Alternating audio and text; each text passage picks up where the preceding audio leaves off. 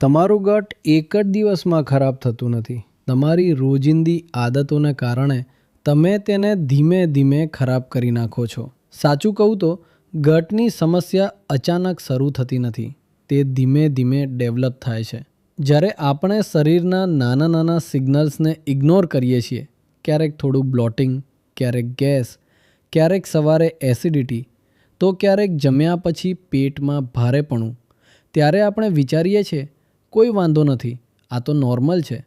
પરંતુ અંદરથી આપણું ડાયજેસ્શન સિસ્ટમ ધીમે ધીમે નબળું પડતું રહે છે. જંક ફૂડ, વધારે ખાંડ, સ્ટ્રેસ, મોડી રાત સુધી જાગવું અને ખૂબ જ ઓછું પાણી પીવું, આ બધી વસ્તુઓ ધીમે ધીમે તમારા ગટને ડેમેજ કરતી રહે છે. ગટ ઇશ્યુઝ માત્ર ખાવાની સમસ્યા નથી. તે ખરાબ લાઇફસ્ટાઇલ, નબળું ડાયજેસ્શન અને ગટ બેક્ટેરિયાના ઇમ્બેલેન્સનું પરિણામ પણ હોઈ શકે છે. જો તમે પણ બ્લોટિંગ, એસિડિટી અથવા કબજિયાતથી પરેશાન છો તો ગટ કમેન્ટ કરો અને હું તમને નેક્સ્ટ સ્ટેપ તથા એક સિમ્પલ ગટ કેર રૂટીન DMમાં જણાવીશ.